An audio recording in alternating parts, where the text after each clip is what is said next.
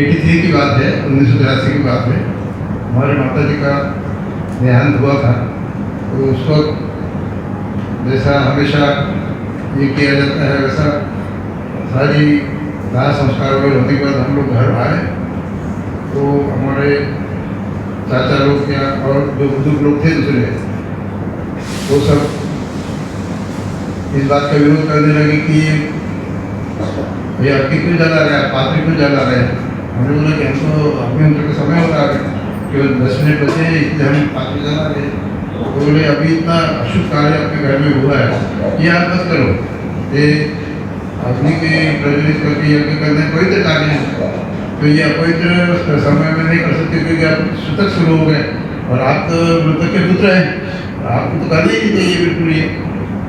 तो हमने उनको बोला कि अभी हम दाह संस्कार वगैरह करके आए, अब इतने लोग अपने यहाँ बैठे हैं, तो वैसे कौन है जो शाम को भोजन नहीं करेंगे आज। तो वही कुछ नहीं बोला, वे कुछ भी खाए परंतु भोजन तो करते ही, कुछ दिन भी भोजन करते हैं, भले पास पड़ोस से आता है या दूसरा कोई बनाता है जो अपने परिवार को नहीं है, परंतु उस दिन हम एक समय का भोजन तक उसका त्याग नहीं करते। और ये ऐसी चीज़ जो मैं कर रहा हूँ, ये ऐसी है कि अगर संभव है तो कभी भी त्याग नहीं करना चाहिए, ऐसा शब्द लिखा हुआ है, गीता में भी लिखा हुआ है। तो इसका त्याग कैसे कर सकते हैं, ये तो रोज करने की चीज़ है। और थोड़ा सा विरोध के बावजूद मैंने आपके ऊपर वो सब किया है। इसके बाद में जो फूल वगैरह इकट्ठे करते हैं, ये सब कार्यक्रम होने के बाद हम लोग नागपुर के पास रामटेक नाम का एक तीर्थ क्षेत्र है, वहाँ पर जनरली जैसे अपने यहाँ उज्जैन में मृतकों के सारे संस्कार बाकी करते हैं, वैसे श्राद्ध विधि वगैरह वहाँ होता है। और वहाँ एक बड़ी भारी बस्ती है ब्राह्मणों की, वो केवल यही कार्य करते हैं और पीढ़ी दर पीढ़ी करते आ रहे हैं। अम्बाला नाम का एक छोटा सा तालाब है, उसके किनारे वो बस्ती है। तो जो हमारे परिचित पुरोहित थे, उनके घर हम लोग गए, सारी विधि संपन्न हुई और उस दौरान एक प्रायश्चित विधि भी होती है श्राद्ध के दौरान। तो सारी विधि होने के बाद उन्होंने हमारे बड़े भाई साहब जो सारी ये विधि कर रहे थे, उनको बोला कि हाथ में पानी लो और एक संकल्प आपको करना है। तो मैं बिल्कुल पास में बैठा था, तो गुरु जी के पास में बैठा था। मैंने गुरु जी संकल्प किस बात का करवा रहे हैं, मैंने सारी विधि तक समाप्त होने में। तो बोले नहीं, वो संकल्प इस बात का है कि जिसकी मृत्यु हुई है उनके हाथ से जिंदगी भर अग्निहोत्र नहीं हुआ, उसका प्रायश्चित उनके वंशज को करना पड़ता है। पुत्र पुत्री जो भी जो मतलब इसके ये है मतलब भाई से एक प्रकार से उनको ही करना पड़ता है। मैंने बोला इससे क्या होता है प्रायश्चित करने से। तो बोले मृतात्मा को शांति मिलती है और उनके जो कुछ ये है मतलब उनके जो कष्ट है दूर होते हैं इससे, और इसलिए ये श्राद्ध विधि में ये मतलब जरूरी प्रायश्चित विधि है। तो मैंने बोला आप संकल्प में क्या करवाते हैं। तो बोले ये प्रायश्चित में जो गुरु जी होते हैं, पुरोहित होते हैं, उनको दान देना होता है गाय का, तो आप गाय का दान दीजिए तो ये प्रायश्चित विधि पूरी होगी। मैंने बोला ये प्रायश्चित, मैंने ब्रदर को बोला, हमारे भाई साहब को बोला कि मैंने बोला पानी छोड़ दो, दामन में छोड़ दो पानी, तो संकल्प आपको लेने की जरूरत नहीं है। वो गुरु जी नाराज है, तो बोले आप क्या बता रहे हैं, बोले विधि मैं बता रहा हूँ कि आप बता रहे हैं। मैंने बोला ठीक है आप विधि बता रहे हैं, परंतु श्राद्ध विधि में जो प्रायश्चित विधि है ये हमारे यहाँ नहीं होगी। तो बोले क्यों नहीं होगी। मतलब जिसका श्राद्ध विधि हो रहा है वो मेरे माता जी है और उन्होंने जिंदगी में अग्निहोत्र किया हुआ है। तो ये आखिर तक जब अस्पताल में गई सीरियस होकर, तब तक श्राद्ध अग्निहोत्र करती थी बराबर, और जिस दिन वो एडमिट हुई उस दिन से उनका अग्निहोत्र बंद हुआ। हमें करते रहे घर में, वो अटेंड भी नहीं कर पाई, 3-4 दिन तक अस्पताल में रही, तो उस दौरान उसका अग्निहोत्र नहीं हुआ। परंतु जब तक वो होश में थी, अच्छी थी, तब तक उसने अग्निहोत्र किया हुआ है। तो ये प्रायश्चित विधि इसके लिए नहीं हो रहा है। वो बहुत नाराज हो गए, बोले कि ये आपको किसने बताया, ऐसा नहीं होता है, अभी आज की दुनिया में अग्निहोत्र कोई करता है क्या। बोले मैं आपके सामने बैठा हूँ, मैं अग्निहोत्र करता हूँ, मेरी माँ भी करती थी और हमारे 2-4 घरों में और भी अग्निहोत्र होता है। आप ऐसा नहीं कह सकते कि आजकल बहुत करते हैं, मतलब हजारों की तादाद में लोग अग्निहोत्र करते हैं। फिर मैंने बोला कि मैं 2 मिनट लूँगा पर आपको बताऊँगा। कि अग्निहोत्र विधि क्या है। तो अग्निहोत्र विधि में शॉर्ट में बताया उन्होंने, बोला कि ये यहाँ नहीं, अब बाहर के देशों में भी हो रहा है, हमारे यहाँ तो कम हो रही, परंतु बाहर के देशों में ज़्यादा ही अग्निहोत्र विधि को अपनाया जा रहा है। और आपको ये मालूम होना चाहिए कि अग्निहोत्र विधि कितनी महत्वपूर्ण विधि है, और वो जो व्यक्ति करता है उसमें प्रायश्चित नहीं लेना पड़ता, लिखा होगा आपके पोथी में, वो सब लिखा है बोले मत करो, बोले आपको बोले नाराज हो गए, क्योंकि दक्षिणा का नुकसान हो रहा था। और गाय बोले तो कोई 100 रुपये 2 रुपये भी गाय आती नहीं है, उनको 1000 2000 का दान मिलता, अगर ये होता तो उनका नुकसान हो रहा था, वो नाराज हो गए, बोले नहीं, बोले आप अधूरी विधि की, तो आप जानो उसका फल क्या होगा, हमें नहीं जानते। बोले मैंने कुछ फल खराब नहीं होगा, ये हमको मालूम है, और ये आप छोड़ दो ये विधि यहीं पर, और आप मत उसमें पढ़ो, और जो कुछ फल होगा हम भुगतेंगे देंगे, आपको विधि समाप्त होगी ऐसे डिक्लेयर कर दो, बस ठीक है। तो बोला कि जो कुछ आवश्यक विधि थी समाप्त हो गई है, और आप लोग अब जो भोजन वगैरह का जो ये है आप करिए, और हमारे तरफ से मुक्त हो, ऐसा ये करके विधि समाप्त की। और मतलब बाकी हमारे साथ जो लोग थे उन्होंने बोला आपने बहुत इससे बोला, बोले मैंने बोला मैं सही बात बोल रहा था, मतलब उनको हजम नहीं हो रही थी, इसलिए मैंने आवाज़ चढ़ा के बोलना पड़ा। मैंने बोला जो वास्तविकता है ये कि जो अग्निहोत्र विधि करता है नियम से, उसके बारे में उसका प्रायश्चित नहीं लेना पड़ता, क्योंकि अग्निहोत्र नहीं करना ये पाप है। तो बोले पाप का प्रायश्चित है, जो विधि हम बता रहे बोले वो विधि नहीं करने के कारण उनके ऊपर जो पाप चढ़ा है, वो अग्निहोत्र नहीं करने का जो हम प्रायश्चित करवा रहे बोले, उससे वो पाप धुल जाता है। और उससे फायदा क्या होता है, गुरु जी का फायदा होता है दक्षिणा का, और बाकी कोई फायदा नहीं है। तो इसीलिए मैंने वो विरोध किया वहाँ पर, और आखिर में माना वो, और बात भी फिर खत्म हो गई। मैं इसलिए बोला है, श्री जी ने बताया है कि ऐसा होता है, तो हम समझते थे अंत्येष्टि के उस कार्यक्रम में प्रायश्चित विधि होती है, और ये फिर बाद में जो होता है श्राद्ध विधि उसमें होती है। तो वो मुझे पहली बार पता चला, और पहली बार ऐसा अनुभव भी सुनने को मिला कि किसी को प्रायश्चित नहीं करना पड़ा है अग्निहोत्र होने की वजह से, क्योंकि और किसी से मैंने कभी सुना नहीं इस तरह का कोई प्रसंग, या तो उनको पता ही नहीं चलता होगा, वो जो कहा पंडित जी कर डालते हैं उनको पता ही नहीं चलता काय का प्रायश्चित कर रहे हैं, क्या कर रहे हैं, तो कर डालते हैं। ये पहली बार मतलब ऐसा किसी का अनुभव सुना कि वो सही में विधि उस समय में होती है, और वो नहीं किया अपन ने, क्योंकि अग्निहोत्र करते हैं। तो ये आपका अनुभव मेरे लिए नया था। अब बाकी का होता होगा तो किसी को पता ही नहीं चलता हो, 10 बार वो कुछ कराते रहते हैं, वो अपना पानी लिया और छोड़ा, पानी लिया और छोड़ा, पंडित जी क्या बोल रहे हैं, इससे किसी को मतलब ही नहीं होता है। इसलिए सबके यहाँ वो प्रसंग आया होगा, पर उनको पता ही नहीं होगा कि उन्होंने प्रायश्चित किया है कि नहीं किया है। पैकेज हो गया ना, हाँ, ये करना था, इसका पैकेज दे देना पैसा, ये खर्चा सही खर्चा इतना पैसा। मुझे भी इसमें नई बात पता चली। विजय ने कहा था कि अंत्येष्टि के समय, हाँ, मैं भी यही समझती थी कि अंत्येष्टि के समय होता है। अंत्येष्टि करने से संबंधित वैदिक अंत्येष्टि होती है, अंत्येष्टि में कहीं नहीं पूछा नहीं जाता, श्राद्ध में पूछा जाता है, कैसे पता चला? श्राद्ध में पूछा, मतलब उसी समय जो श्राद्ध होता है ना, दाह संस्कार के बाद तीसरे दिन जो कार्यक्रम होता है उसमें पूछा था। ये मतलब मेरे लिए नई जानकारी थी, जो वो प्रसंग तो मालूम है क्योंकि सुनाया है उन्होंने, इसलिए, पर वो कहाँ होता है, कब होता है, और इतने लोगों के यहाँ इस तरह का प्रसंग आया पर कभी ये सुनने में नहीं आया। तो ऐसा लगा कि वो पंडित लोग वो जो जानकार होते होंगे वो कराते होंगे, बाकी के कराते ही नहीं है, पर वो आम पे कराते हैं, करने वाले को पता नहीं चलता है, बस इतना ही।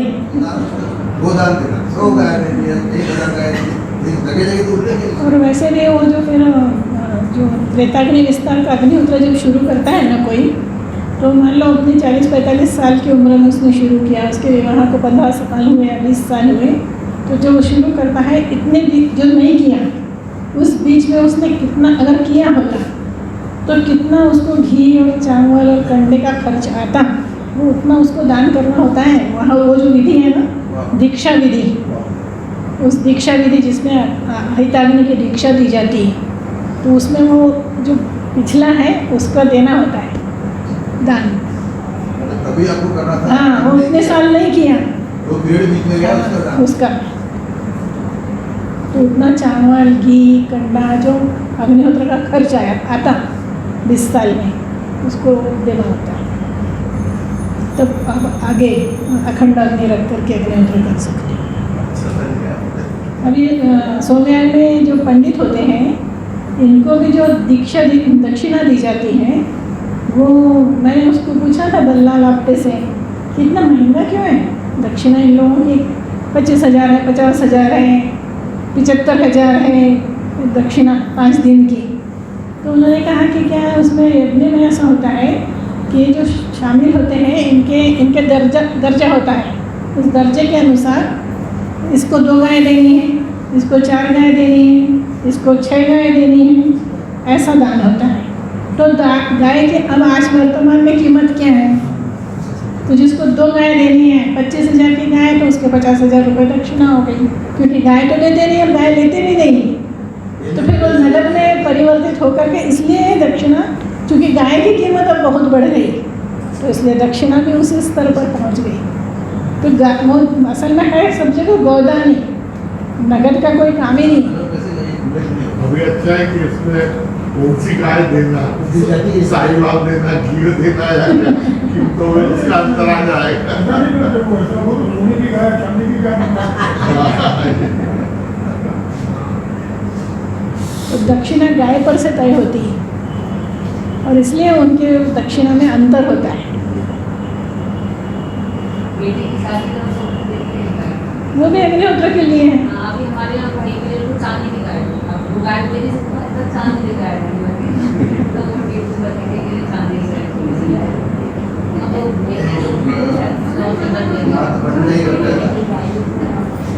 एक बार इतनी सारी चांदी की गाय ये यहाँ तो हम देखते नहीं बड़े ना टाइम है, आप ले जाओ ऊपर में इसके सोने जाने के मार्केट में आप ले सकते हैं। आधी से ज़्यादा गाय तो चांदी सब नकली जाती थी।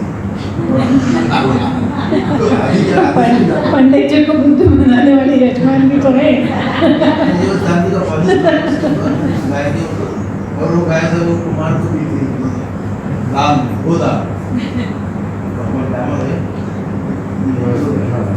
उनको इतनी सारी गाय उन्होंने डब्बा भर के जोड़ी वो पैसे बाद में हमको देना था।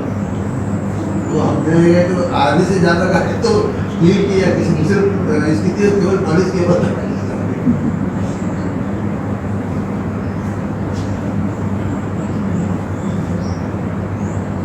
सब केवल फॉर्मेलिटी औपचारिकता निभाते हैं।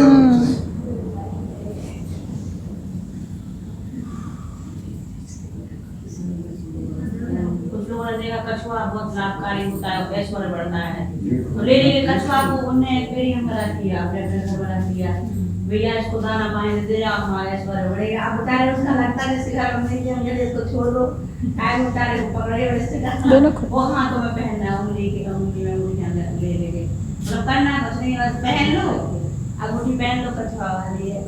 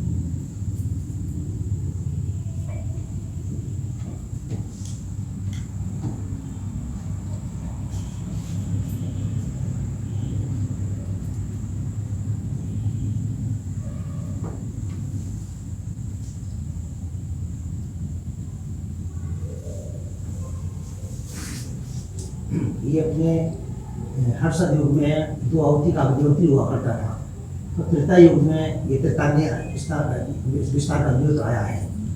तो क्या हर सदयुग में होता रहा है, ऐसा है क्या? मतलब क्योंकि साहब ने जब सदयुग आया, जब तो 11 अक्टूबर 1962 को प्रतिज्ञा की, जब हमारा कृत्युग का प्रारंभ हुआ, उसी दिन से मतलब ये हमारा सदयुग आया है। मतलब उन्होंने प्रतिज्ञा कर ली तो 2 आहुति का अग्निहोत्र प्रवेश कर गया। हम उसमें लिखा हुआ था कि हर सदयुग में 2 आहुति का अग्निहोत्र हुआ करता था, और त्रेता युग में कई लोग जैसे परशुराम जी जो त्रेताग्नि विस्तार का अग्निहोत्र थोड़ी करते थे, वो तो 2 आहुति का ही करते थे ना। हाँ, ये भाषा बताएंगे। भाषा में ये कह रहा था, मैं ये कह रहा था कि आपने पहले ये कहा था कि हर सदयुग में 2 आहुति का अग्निहोत्र हुआ करता था, और त्रेता युग में ये त्रेताग्नि विस्तार का अग्निहोत्र आया है। मतलब त्रेताग्नि विस्तार का अग्निहोत्र सदयुग में नहीं था, ये नहीं था। और इसके बाद जितने भी ग्रंथों में उल्लेख आता है अग्निहोत्र का, उसमें मैं ये त्रेताग्नि विस्तार का अग्निहोत्र का ही उल्लेख है, क्योंकि वो लुप्त हो गया। अब चूंकि 11 अक्टूबर 1962 को हमारे साथ में प्रतिज्ञा कर ली और सदयुग का प्रवेश हो गया है, सदयुग का प्रारंभ हुआ है, तो प्रतिज्ञा दिवस के साथ साथ सदयुग का प्रारंभ दिवस भी है। तो अब उन्होंने वेदों का पुनर्जीवन करने के लिए 2 आहुति का अग्नि वापस पुनर्जीवन कर दिया है। तो ये हर सदयुग में 2 आहुति का ही अग्नि होता था, और हर त्रेता में वापस त्रेता का विस्तार का अग्नि आ गया। तो वो भी क्षत्रिय ने त्रेता में विस्तार किया, ब्राह्मण ने नहीं। अच्छा, ऐन मानकर राजा था, उसने दिया। और इसमें 3 मुद्दे होते हैं। हाँ, रावणीय दक्षिणादीय भारत वर्ष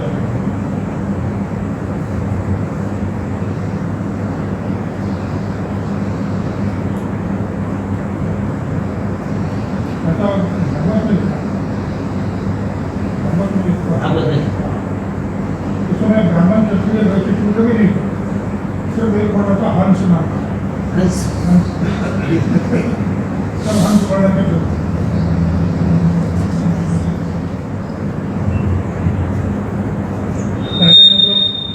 वर्ण भी एक ही था, अंत वर्ण। ब्राह्मण क्षत्रिय वैश्य शूद्र एक बाद में पैदा हुए वर्ण, और इसीलिए हम देखते हैं कि वो त्रेताग्नि विस्तार त्रेता युग में किसने किया? तो पहले नमक राजा ने किया, लेकिन वो क्षत्रिय था ऐसा नहीं था, वो राजा था। उसको व्यवस्थित रूप देने का काम कृष्ण खुद कहते हैं गीता में कि चातुर्वर्ण मया सृष्टा, चातुर्वर्ण मैंने ये किया हुआ है। तो ब्राह्मण शब्द का इससे पहले जो अर्थ होता था वो ये था जो ब्रह्म को जानता है। ब्रह्म यानी क्या? वेद। ब्रह्म का मतलब ईश्वर नहीं, जो वेदों को जानता है, जो वेदों को जानता है वो ईश्वर को जानता ही है, वेदों को पढ़ता ही नहीं, जो वेदों को जानता है वो ब्रह्म है। तो किसी भी यज्ञ में ब्रह्मा होना चाहिए, तो 4 विस्तृत जो ब्रह्मा होता है तो पूरे सबको ये देखता है कि बाकी के व्यक्ति अपना काम बराबर कर रहे हैं कि देखा है, उसके ऊपर नजर रखने के लिए ब्रह्मा होता है जो 4 वेदों का ज्ञाता होता है। लेकिन वो ये पहले वो होते हैं जो कमाल हो यज्ञों के अंदर, लेकिन यहाँ वेदों के अंदर जो ब्राह्मण का उल्लेख किया गया है वो ब्राह्मण वही